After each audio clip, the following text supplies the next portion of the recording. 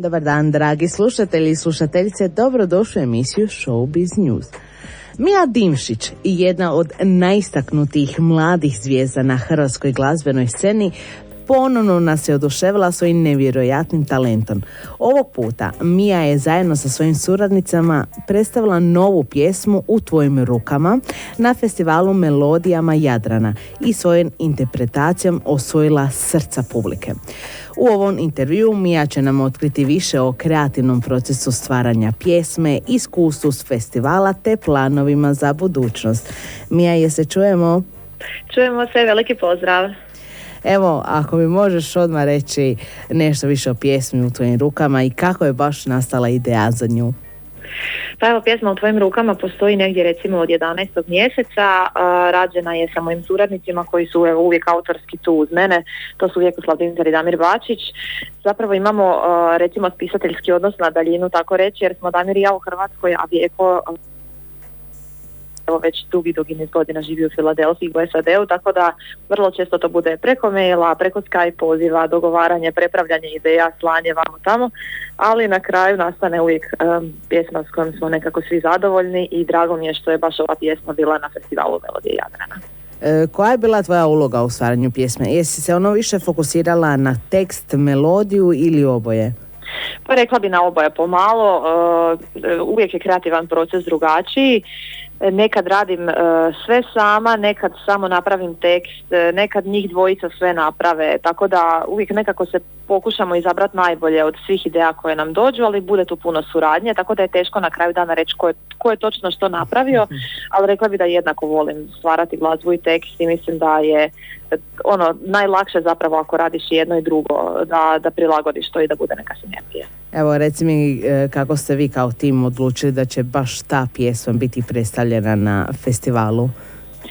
Pa evo, upravo završavamo album i tad u 11. mjesecu kad smo radili puno demo snimki, ovo je bila jedna od njih i jednostavno čuli smo se sa Tomom Mrduljašem koji je direktor Melodija Jadrana. Još nekako puno prije ljeta smo pričali o ideji da bi se opet prijavili i onda smo odmah imali u glavi ovu pjesmu, budući da je tako nekako balada, je emotivna, meni idealna za pozornicu Galeriju Meštrović i uz orkestar, uz gudače, mislim da je jednostavno bio pun pogodak baš da tamo bude izvedena.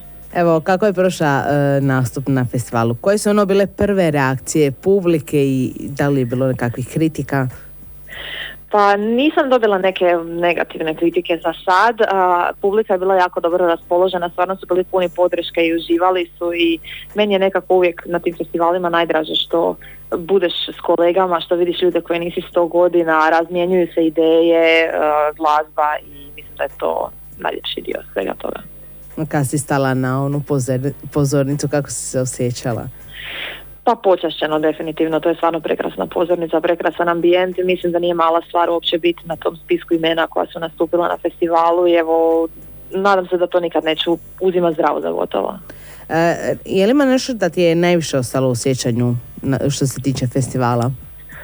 Pa recimo after. Ne, ja baš volim aftere i volim kad se onak svi opustimo i sve odradimo i onda se možemo opušteno družiti. I konkretno na ovom festivalu nema nagrada, što isto nije loše, onda smo baš svi opušteni i jako je dobra energija u zraku. Aha, nema najbolja pjesma i tako to? Nema. Ovo je samo revijalno. Mm-hmm. I mislim da to definitivno doprinosi tome da nema neke glupe kompetitivnosti, svi su došli tu da sve od sebe pokazati se u tih par minuta i to je to. I nakon toga opuštanje i zabava. Evo, s obzirom da sviraš gitaru, uglavnom kad izvodiš svoje pisme, kako uspijevaš? Da li ti je teško i pivati i paziti što sviraš? Pa iskreno puno mi je lakše nego pjevati bez gitare, zato što sam već od 16. godine počela uz gitaru i moji prvi nastupi su bili nekako u tamburaškoj školi sa gitaristima, pa onda malo solo, tako da je to meni kao neka ekstenzija mene i zapravo moram priznati da ne znam šta bi s rukama kad nemam gitaru, kad nemam samo mikrofon. Evo, ako mi možeš opisati koje emocije i poruke ste željeli prenijeti kroz ovu pjesmu U tvojim rukama? Pa U tvojim rukama zapravo pjesma koja prati tu jednu priču kad si hajmo reći, s nekim dugo nisi bio i onda se evo ponovo sretnete i jednostavno želite početi iz početka tu cijelu priču i čini se kao da ti je neko onak suđen i da ti ga život uvijek donosi na tvoj prag. Mislim da svi imamo takve neke ljude u životu s kojima se čini kao da nam je sudbina nekako neobjašnjivo povezana i meni su to uvijek onak predivne teme za pisanje pjesama. Mislim da je pjesma univerzalna, da se svi mogu na neki način pronaći, da svi imaju tu neku posebnu osobu u svom životu. Jel radite na video spotu što se tiče ove pisme? Evo, snimali smo spot baš prije nekoliko dana i to sa Lumiere Productionom koji je baziran u Rijeci i s njima smo već radili nekoliko spotova, tako da smo bili na tom kvarnerskom području, snimali cijeli dan, imali smo prekrasne lokacije i jako se veselim, mislim da će biti baš lijepi, romantični spot. Evo, baš i mene veseli da vidim kako će izgledati. Biće evo uskoro, nadam se do kraja tjedna. Pa to će biti jako brzo. Evo, zanima me kako se pripremaš za nastupe? Imaš neke posebne rituale ili pripreme? Pa volim uvijek taj dan imat vremena biti barem pola sata sama sa sobom, možda u nekoj laganoj meditaciji. To mi možda najviše pomogne. Obično ti dani, pogotovo kad si žena pa šminka, frizura, tonska proba, malo uvijek letiš i onda nekako često dođeš na tu pozornicu ko da te neko na nju izgurao i nemaš pojma di si i prije nego što se ti snađeš već je sve gotovo, tako da volim kad je dan onako dobro organiziran i kad imam vremena prije samog nastupa onako duboko udahnut i uopće se zahvaliti što sam tu, što se to događa i smirena izaći na binu. Što ti je najvažnije kad interpretiraš pjesmu pred publikom? Pa najvažnije mi je da mislim o onome o čemu pjevam. To mi je nekako uvijek nit vodilja. Uvijek razmišljam o tekstu koji pjevam i zapravo o priči i kako ću sebe taj dan pronaći u toj priči. Nikad ne razmišljam o vokalnom aspektu. To je nekako, mislim, da treba prirodno iz grla. A jel bude kakva trema? Imaš neki savjet za mlade glazbenike koji su tek počeli pa se bore sa tremom? Pa najbolji savjet bi bio stvarno da pjevaju i nastupaju što više, jer ništa ne ubija tremu kao dobra praksa i dobra pripremljenost. Evo recimo, ja sam u mlađim danima imala baš veliku tremu, jer nisam imala iskustva i baš onak se to vidjelo i na mom tijelu i koljena su mi znala klecati, drhtat glas i onda ne mogu držati instrument u ruci.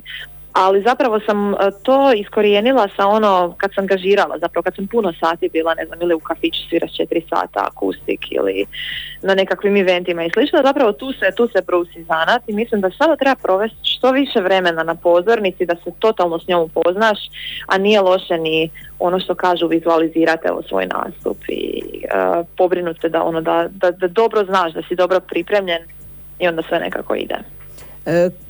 Da. Koje trenutke u svojoj dosadašnjoj karijeri smatraš najvažnijima i zašto? Pa jako je važan bio trenutak za mene kad sam poslije prvog albuma Život nije siv osvojila 6 sporina za taj album. To mi je bila ogromna čast i nešto što sam mislila da će se puno kasnije dogoditi, ako se ikad dogodi u mojoj karijeri. Kao drugi trenutak bi izdvojila to što sam predstavljala Hrvatsku na Eurosongu. To je bilo jako veliko iskustvo za mene koje me toliko naučilo i kao osobu, ne samo kao izvođača.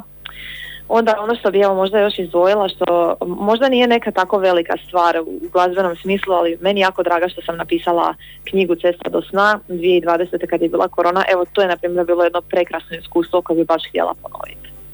Opet bi htjela pisati knjigu? Pa ne znam, bi li ovaj put bila autobiografija ili možda nešto stoto ili možda neka zbirka pjesama ili nekakva čak fikcija, ali pisanje je ono što me u životu stvarno najviše čini sretnom i mislim da je to ono gdje sam ja 100% ja.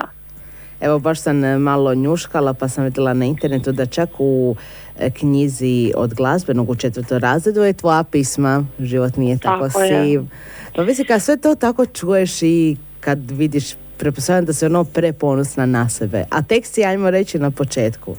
Pa velika mi je čast što sam u udžbeniku iz glazbenog, stvarno to su neke stvari koje mi nisu bile ni na kraj pameti i želim se zahvaliti kome god je palo na pamet staviti u taj kurikulum obrazovni.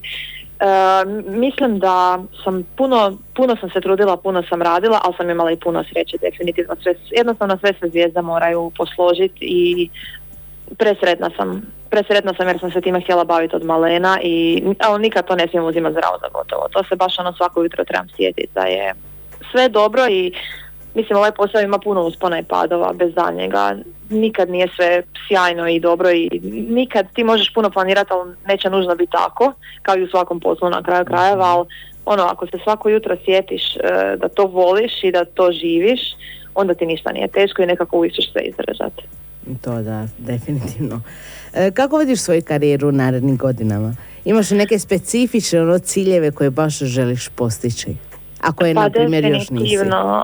Definitivno ono što jako želim, to je album na engleskom koji sam izbacila krajem 2023. zove se Monolog. Taj album bih htjela još malo više promovirati u inozemstvu. Evo, to mi je recimo velika ambicija na kojoj radim, ali jako polako to ide i jako puno strpljenja moram imati. Tako da vjerujem da ću se u tom smjeru sigurno isto graditi u narednim godinama, a osim toga moja velika želja koju ću ostvariti vjerojatno do kraja ove godine je zapravo album koji planiram već godinama, a to je album tamburaških pjesama iz moga kraja koje ću napraviti u zapravo pop maniri, zapravo u svom zvuku, i odabrat ću neke pjesme koje ja jako volim, koje možda nužno ljudi ni u Slavoniji čak toliko ne znaju, a kamoli nacionalno, a koje mislim da bi ljudi trebali znati. I evo, time ću se pozabaviti ovu jesen i tome se baš veselim, jer je to potpuno nešto autentično moje iz srca skroz. Evo, već si mi odala što publika može očekivati od tebe u narednom periodu.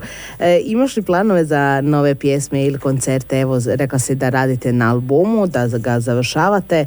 Ovo lito će biti puno koncerata. Hoćeš imati odmora uopće? Pa bit će nekih gaža, ali bit će vremena i za odmor definitivno. Uvijek mi je bitno nekako da vlada balans i da se dobro odmorim, ali da, dovršavamo i album. Doduše sa ovim glazbenim dijelom smo već gotovi, sad se bavimo više omotom i dizajnom i tim stvarima i mislim da će biti u 9. mjesecu definitivno vani, tako da nakon što malo budem svirala, dobro ću se odmoriti i onda dalje u te neke nove diskografske akcije. Evo, reci mi, tko ti pruža najviše podrške u karijeri i kako baš ta podrška utječe na tebe?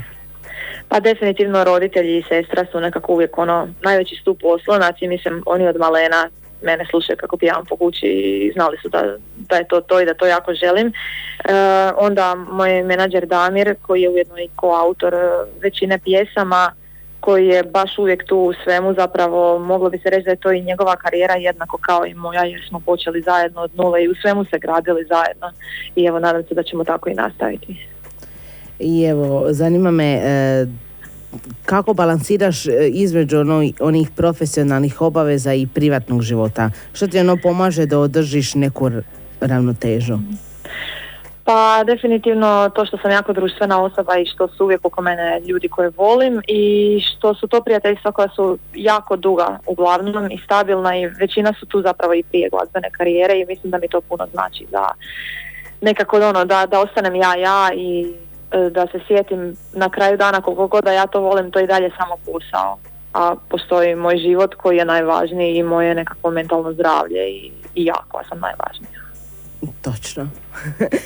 Mija, evo za kraj ovoga, imaš kakvu poruku ili možda čak i savjet za slušatelje ili za neke mlade glazbenike koji su tek započinju svoju karijeru ili žele započeti, ali ih je strah, imaju neku kočnicu?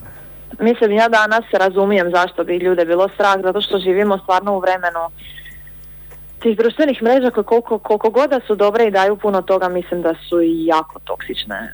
Tako da danas ako odlučiš biti javna osoba, ti si danas doslovno svačije javno dobro i svako ima pravo bez ikakvih kompetencija, bez ikakvih znanja i uopće informiranosti pričati o tebi šta god hoće. I to je grozno. Mislim da se na tome mora raditi. Generalno, ne samo u glazbi, nego u svemu što svi mi komentiramo. Mislim da u tome mora se napraviti nekog reda i rasporeda, a internet je tu malo unio kaotičnost. Tako da razumijem zašto bi to nekome bilo onako, bojim se biti javna osoba i iskoračiti sa svojim talentom, ali ako to živi u tebi, ako to gori u tebi, moraš to napraviti. Ja uvijek kažem da mislim da taj posao bira tebe više nego što ti biraš njega. I nešto u tebi te goni da to moraš raditi, da ti nisi ti ako se na taj način kreativno ne izražavaš.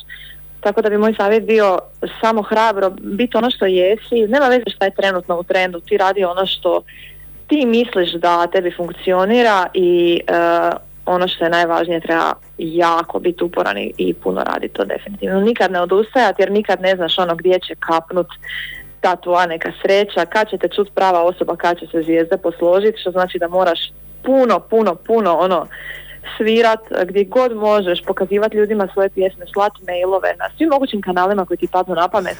I ako je suđeno, potrebit će se ta prava osoba, sigurno prije ili poslije. Evo, hvala ti puno, Mija, na razgovoru. Već mi je prošlo 15 minuta, pa moram završiti. Nadam se da ćemo se uskoro čuti. Želim ti puno uspjeha i sa albumom i evo ovo lito da se i naradiš i odmoriš. A mi ćemo se čuti nekom drugom prilikom, a sad ćemo i poslušati tu tvoju pismu U tvojim rukama, pa se slušamo ponovno uskoro. Puno hvala i čujemo se. Hvala, doviđenja. Doviđenja.